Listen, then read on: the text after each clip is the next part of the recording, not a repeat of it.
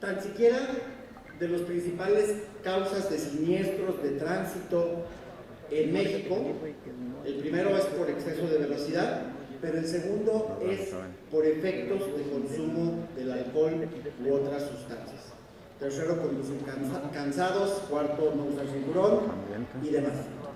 Estas sustancias alteran el cuerpo y tienen efectos negativos en el funcionamiento del cerebro, afectando el pensamiento, la capacidad de razonar y la coordinación muscular, habilidades esenciales para operar un vehículo de manera segura.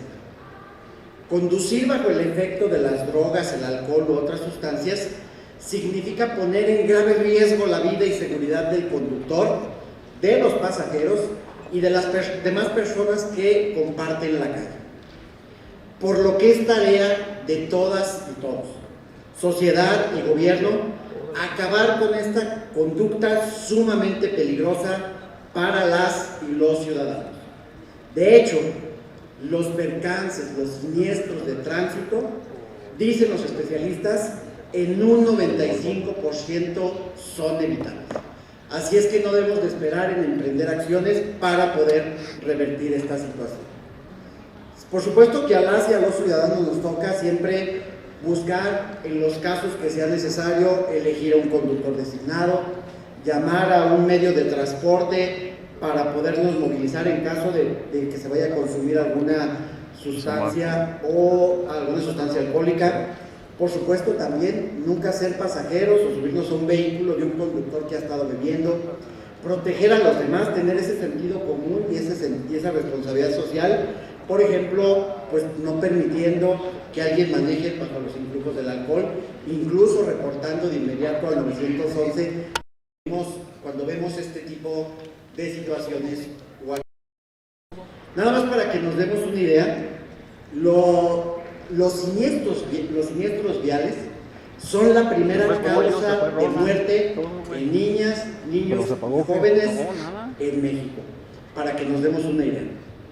En 2020, que se levantó por parte del INEGI una muestra, nos dice que por siniestros viales hay 40 muertes por día en México. Es un tema muy, muy importante. Y 30% de las muertes en siniestros de tránsito se deben al consumo excesivo del alcohol. Por ello, por parte del gobierno estatal y municipal, resulta claro también que a fin de mitigar el problema deben considerarse esquemas que fortalezcan la prevención en el consumo de este tipo de sustancias. La prevención se hace con la necesidad de motivar a las y a los ciudadanos para que se abstuvieran de conducir bajo el influjo de bebidas embriagantes o de cualquier otro tipo de sustancias estupefacientes. Desde el Congreso también tenemos un papel por hacer. Por ello, un servidor a nombre de las y los legisladores de Acción Nacional presentamos una iniciativa la semana pasada que titula En favor de todas y todos los guanajuatenses, el derecho humano, por supuesto, a la movilidad, pero sobre todo a la seguridad vial. Plantea, entre otras cosas, en la ley de movilidad que quien conduzca bajo los efectos de enervantes, medicamentos y fármacos que alterar la capacidad para realizar dicha acción, así como quien conduzca con niveles de alcohol por aspiración o litro de sangre por encima de los niveles máximos permitidos, la persona conductora se someterá a un programa de prevención o rehabilitación de adicciones en instituciones públicas o privadas. Pero estamos convencidos que todavía hay mucho más por hacer desde el marco jurídico estatal para enfrentar esta problemática que de manera efectiva estamos convencidos que esto debe parar aquí y ahora. Por lo anterior, planteamos también en esta labor, pero no es lo único, tiene que ser un trabajo integral, planteamos aumentar la pena mínima y máxima en caso de que el homicidio y las lesiones culposas se cometan por quien conduzca un vehículo bajo el influjo de bebidas embriagantes, estupefacientes o sustancias psicotrópicas.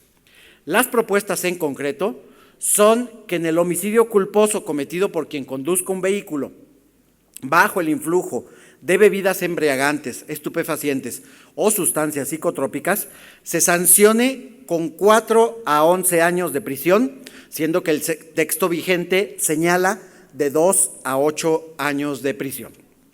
Ahora, si solamente resultan lesiones, a la pena de prisión fijada por el juez o el tribunal se agregaría o podría agregar hasta una tercera parte, y en este caso el texto actual dice que sería una quinta parte.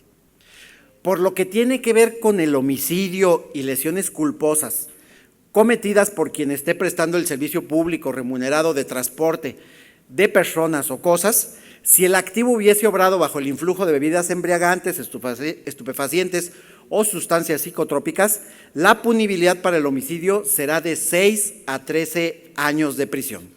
Antes se preveía la pena de 4 a 11 años de prisión. Si en este caso únicamente resultan lesiones, se aumentará 2/3 de la pena de prisión. En el texto vigente se prevé 1/3.